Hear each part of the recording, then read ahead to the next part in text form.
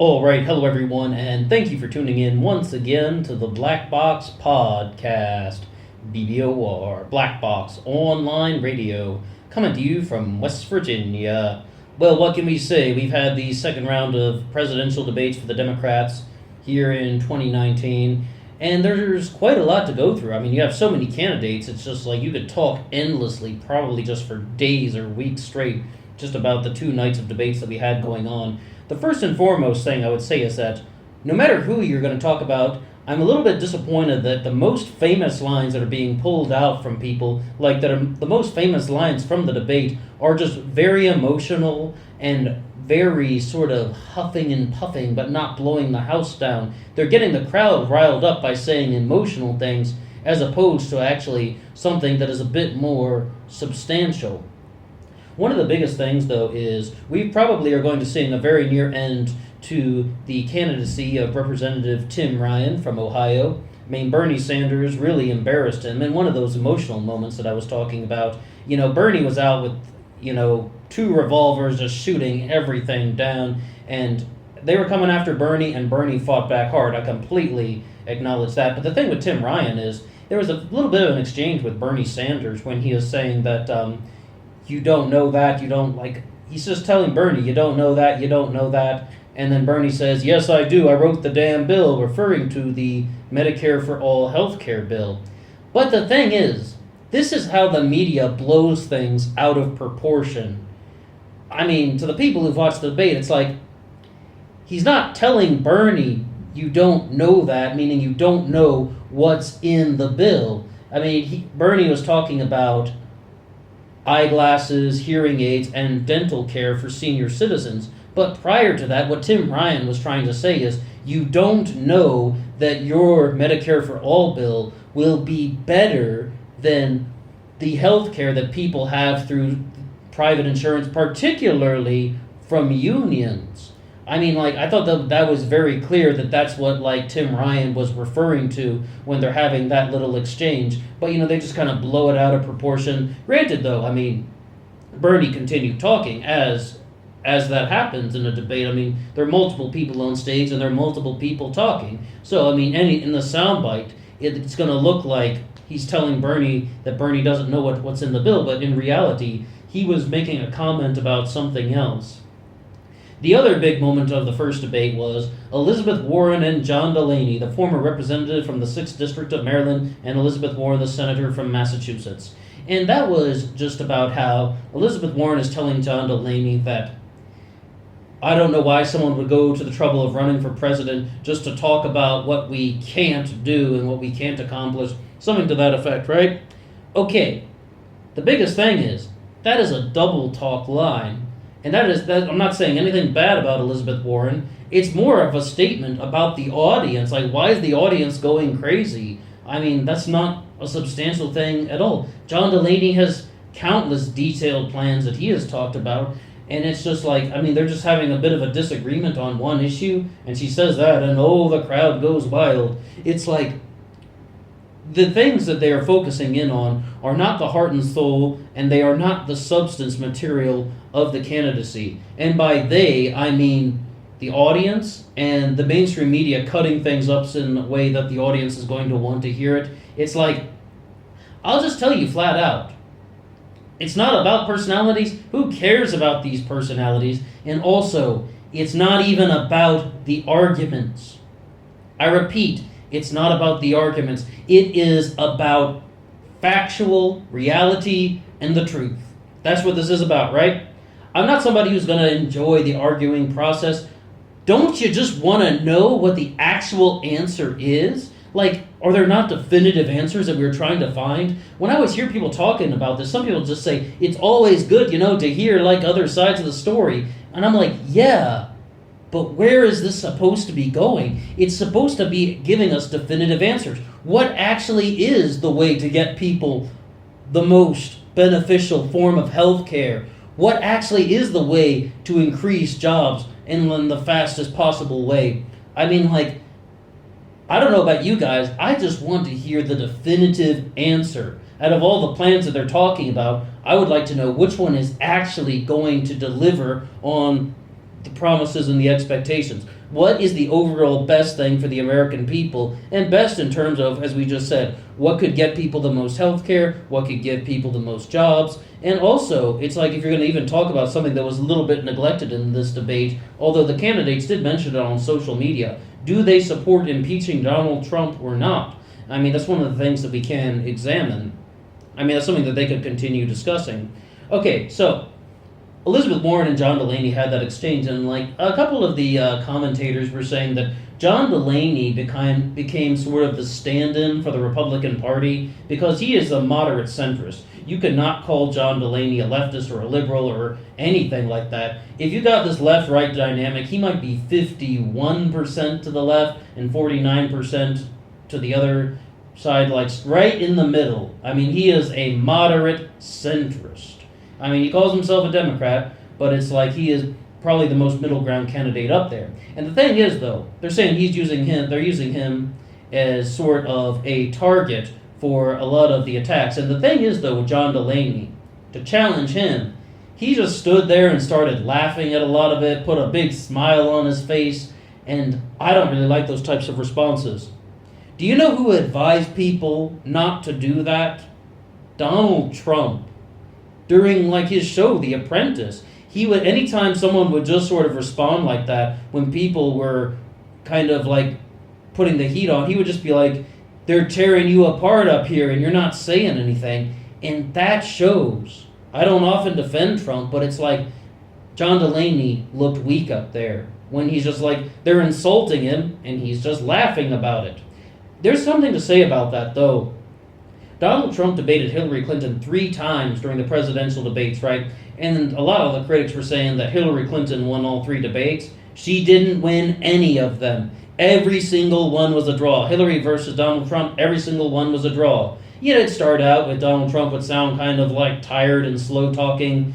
Then, Hillary would put the heat on. Donald Trump would then come back, and then maybe at the end, Hillary would throw in a few more blows. Both of them, all of them were draws, or 3 of them. All 3 of them ended in draws because Donald Trump just sort of set it out very clearly on The Apprentice. He would go after Hillary Clinton, and she didn't do anything about it. When a candidate does that, they look weak, and they're just letting somebody walk all over them.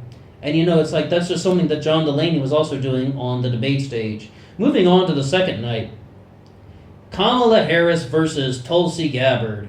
Oh, Tulsi Gabbard really skewered her with some things from her past record. I don't know how much this is going to affect Kamala Harris in the long run, but bringing up the sort of things that she had done as a prosecutor, bringing up her sort of stances with the death penalty, marijuana, and not getting people off death row when she could have until she was forced to do so. Tulsi Gabbard really put the heat on her, and that is just something that the progressive commentators have been talking about for ages. All Tulsi Gabbard did was take what other people were saying for months and just be like, oh yeah, Kamala Harris did some bad things.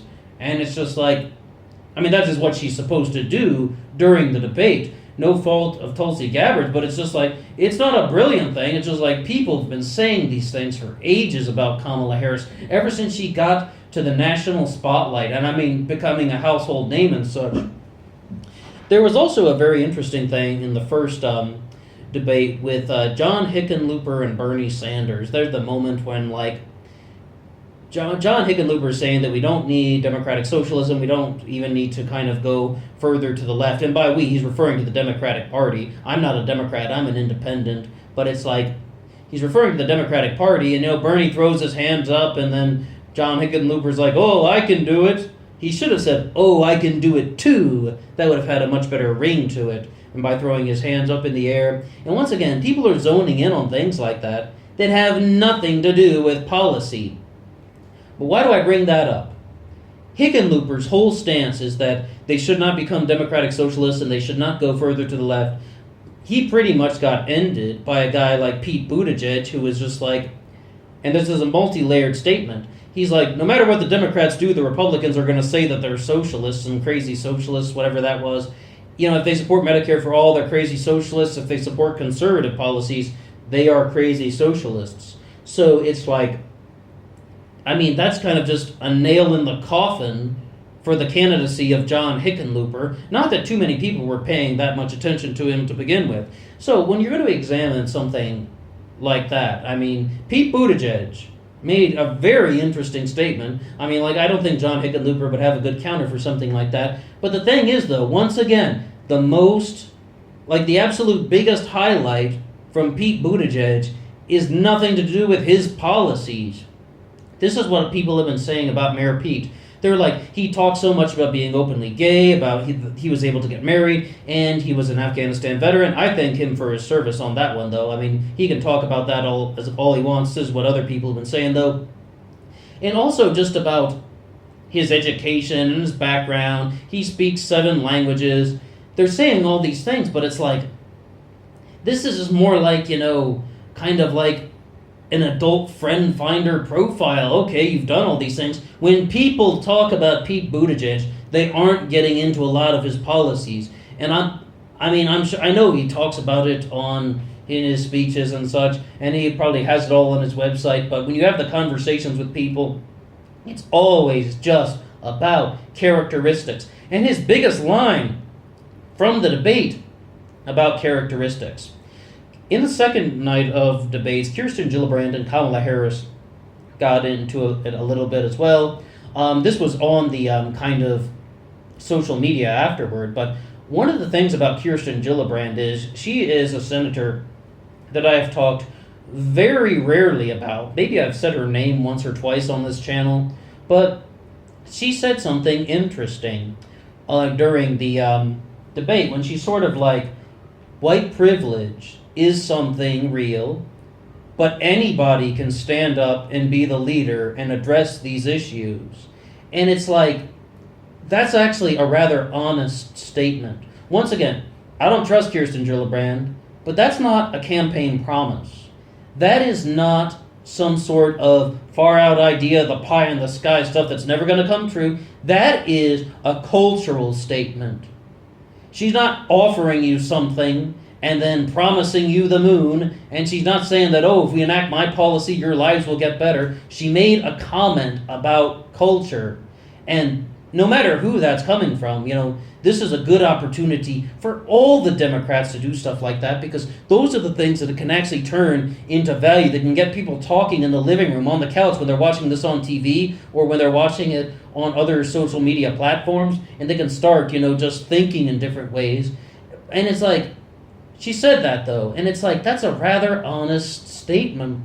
I mean, it's not so much about the race and skin color of the President of the United States. It's not even going to be about the gender of the President of the United States soon. It's just going to be about who can be the leader for the American people, regardless of any of this. And it's being honest and acknowledging that white privilege is a real thing. I'm a Caucasian male. I'll tell you, white privilege is somewhat of a real thing in the grand scheme of things. Perhaps on the micro level, dealing with your neighbors and people in your community, you might not see too much of it, but when you look at it on the macro level with statistics, maybe it is something.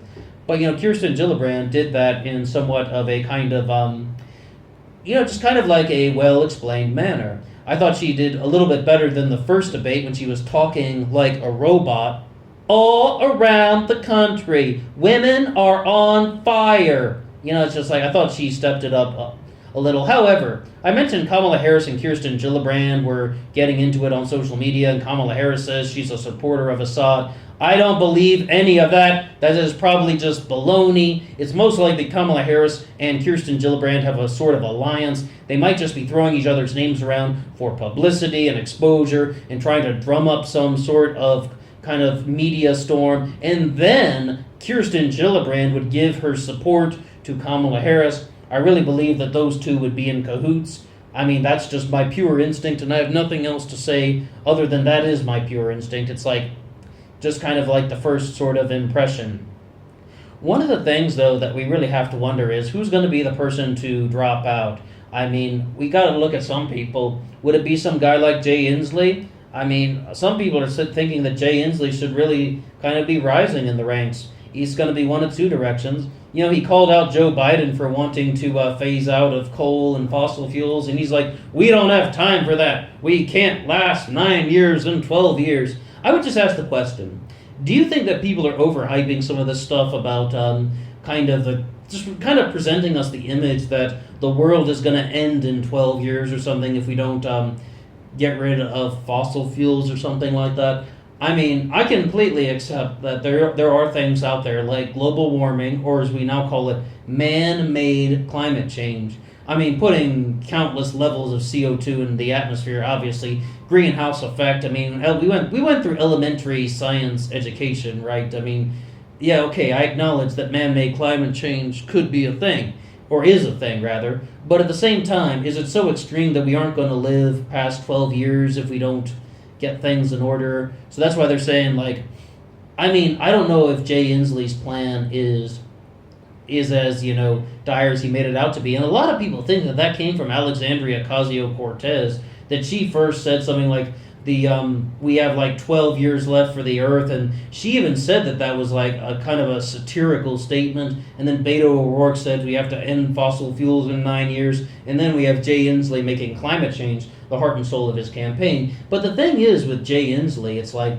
there's actually been some speculation that he might drop out and run on the Green Party ticket. It's just like, it's not certain by now. No one really knows. That's just talk and speculation, and we haven't done anything about the Green Party yet on this channel. Maybe we'll get to something like that, but as this one kind of concludes, we can really see that there are going to be a lot of issues with the media and the presentation of the candidates and just the way that they sort of present the ideas. Like I said, it's not even about the arguments that they're putting forward. It's about getting to that solution in the end goal.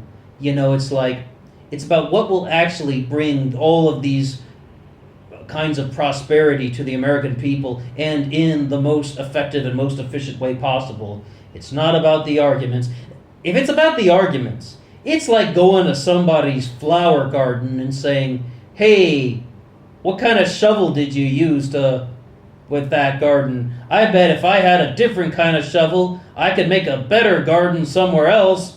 It's like, that's what would be happening if you had some sort of thing where it's all about the arguments. It's about what is actually going to bring all of these benefits to the American people, about getting people jobs and food and clothing and shelter and medicine and education.